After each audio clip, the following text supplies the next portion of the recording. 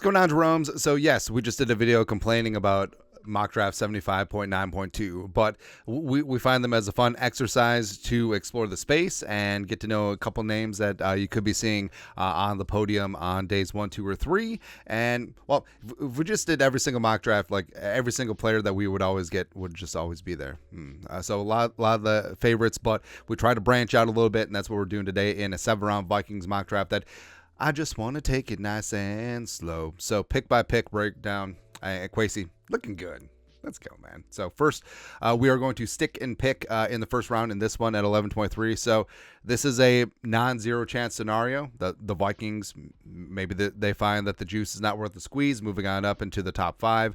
Maybe they get boxed out by the Giants or the Broncos or the Raiders. Who really knows? But can the Vikings still build their team? Yes. They certainly can. They're in a phenomenal, flexible spot at 11:23. So let's dive on in. First, starting off with some controversy. So Talisa Fuaga, the massive right tackle from the Oregon State University. He's 6'6", he's 324. Now, yes, the Vikings have Darrisaw and they have Brian O'Neill. And yes, the Vikings have done the experiment before of kicking a tackle inside the guard. We're going to do it again. You're damn right. Now, yes, the Vikings could and should find themselves some interior offensive line help, yes, but I feel like Fuaga, like he kills like 9 birds with 1 stone. Like it is a full-on scatter shot because Brian O'Neill, approaching 30, and over the last 2 years has had some health issues and also his contract. So the Vikings may be looking to move on at some point from O'Neill. Now, I like Brian O'Neill. When he's healthy, he can be a top 5 right tackle in this game, but Fuaga, I just love his attitude, man. Like, he is a grinder. He is a heart and hustle, meat and potatoes, completely F you to the edge of the whistle type player, and I love it. But active hands, he's a road grader, 90.9 PFF run blocking grade last season for the Beavers. Also, 0 goose egg. D'Angelo Russell sacks allowed in 2 years as a starter.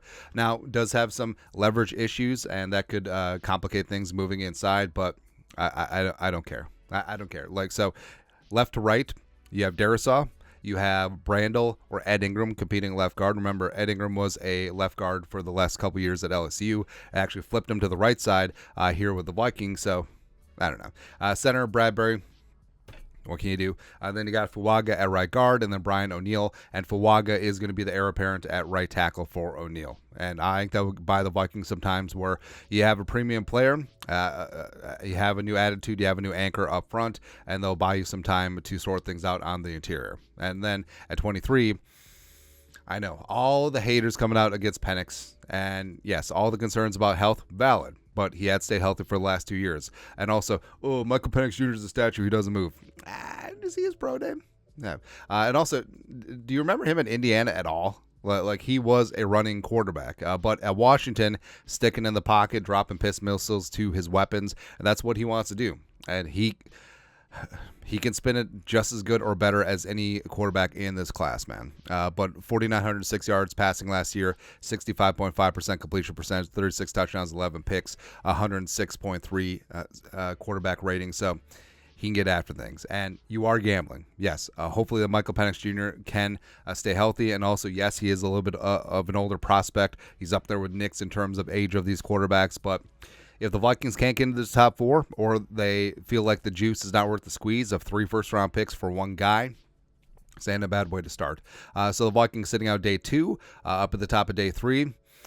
One of my favorite pound-for-pound players in this draft, so Jarvis Brownlee Jr., the pride of Louisville, formerly of Florida State. So he's 5'10", a $194, 78.1 PFF coverage grade in 2023, 15 passes broken up, 5 interceptions over the last 3 years. He is a tough, feisty, aggressive press man, fights you in a phone booth type cornerback, and you know, there are questions about him, like deep and his long speed, but I think that Flores can definitely find a role for him in this defense. Now, is he the long, lengthy corner that everyone seeks out? No, but I do see him as a diet Antoine Winfield Sr., where he's going to mix things up. He's great in run support. I think that if you kick him inside on some downs, you can use him like Mike Hilton blitzing off the edge as well. So pound for pound, I love me some Jarvis Brownlee Jr. and add him to the mix with Shaq Griffin and Caleb Evans, as well as Mekhi Blackman and Murph, and then go from there. Also in the fourth round, So, yes, playing the hits again. I can't escape Christian Boyd. He's one of my favorite players in this draft. 6'2", 320, a pass rushing nose tackle from Iowa, Northern Iowa. 90 tackles, 22.5 tackles for loss, 10.5 sacks his final season for the Panthers. Where is Northern Iowa? Is it Cedar Rapids? It might be.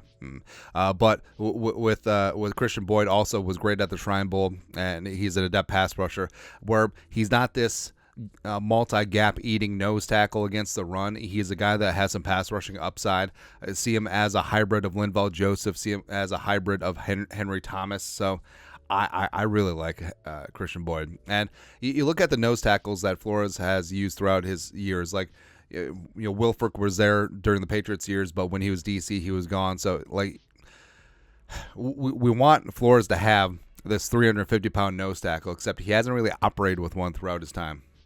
But Boyd, I think, certainly adds a ton of upside. Speaking of upside along the defensive interior, in the 5th round, Mason Smith. So the pride of LSU.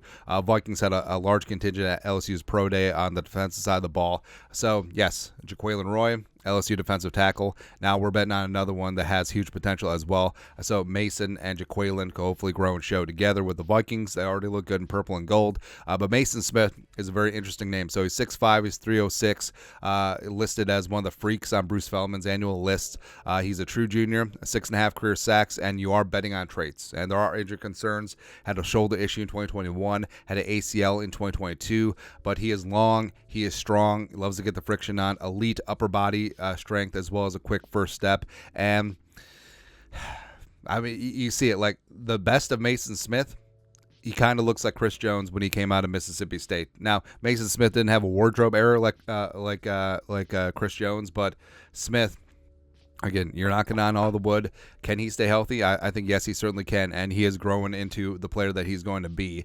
Now, could you deploy him as a 5-tech, as the 3-4 defensive end, kick him inside, line him up over the B gap on even or odd fronts? Yes, I think you certainly can. And Boyd and Mason Smith up front, so I kind of like it. I kind of dig it. When you're putting him with Jerry Tillery, you're putting him with Harrison Phillips, you're putting him with Jaquelin, and you have a bunch of guys up front that hopefully can begin getting their own pass rush, notably with Boyd and Mason Smith. Also, we made a trade so that we secured the Mason Smith was a trade that we did there in the 5th round. So the Vikings, you're looking for that wide receiver 3, and yeah, Trent Sherfield could come in, compete with Brandon Powell and company, but I love Malik Washington. Like Malik Washington, Taj Washington, Anthony Gould are the I'm in love with the under 5'9" receivers this year, man. It really is another deep wide receiver class, and it really is type of preferences. But Malik Washington, 5'8", $191 out of Virginia, formerly at Northwestern. He's built compact. He's built like a running back, and every single snag that he has in the open field, it's almost like a kick return. And he does have kick return experience as well. About 110 catches, 1,426 yards, 9 touchdowns last year. Just a high volume slot, just like your mom. And he's got great hands. He's fantastic after the catch. He was in the top 10 in terms of NCAA broken tackles last year for receiver. Great balance as well. Does need some refinement as a route runner, but you can certainly have that. And he will come in as an offensive weapon, and I think that him from the slot, pressing the defense vertically, be a great compliment with Addison and Justin freaking Jefferson. So I really love me some Malik Washington, man. All right, so into the 6th round, 177. I can't help it. Like I love me some small school offensive linemen.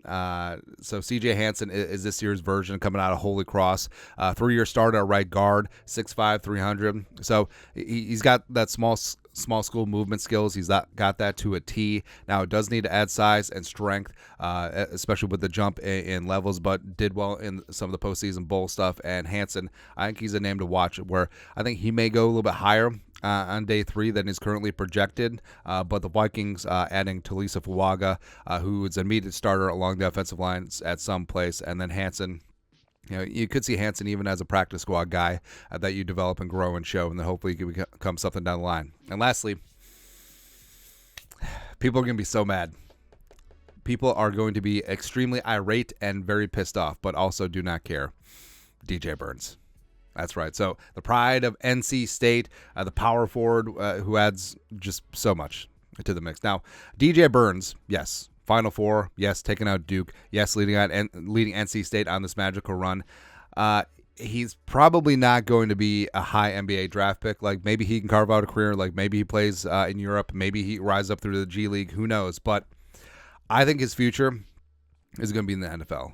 And I understand the Vikings have Darrisaw, but developing DJ Burns as a left tackle could have a lot of value in. You have a contingency plan for Darrisaw, as well as you could certainly trade him once you develop DJ Burns. But in this spot, I mean, he's listed at 6'9", 275. Baloney. I mean, he's probably like 6'7", 315, but long arms, obviously good feet, great agility. I mean, the turnaround jumper is just great. You love it, man. But he uses lower body well in basketball, already plays with good leverage. So I think that with a couple years of solid tutelage, like him being on the practice squad and him working with Chris Cooper and him getting tips from Darrisaw, like he's a supreme athlete.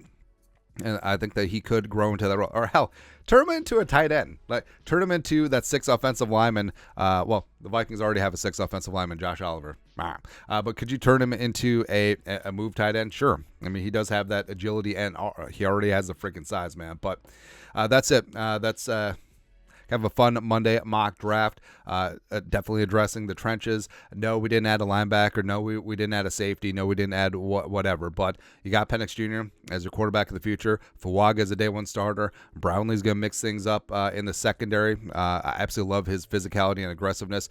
Christian Boyd and Mason Smith are going to wreck things along the defensive line. Washington's going to be a great complementary piece for Addison and JJ. Hanson's developmental. Burns developmental. But O-line, D-line, that's where it all starts and ends. That's right. But anyways, you guys know what to do. Skull, production value.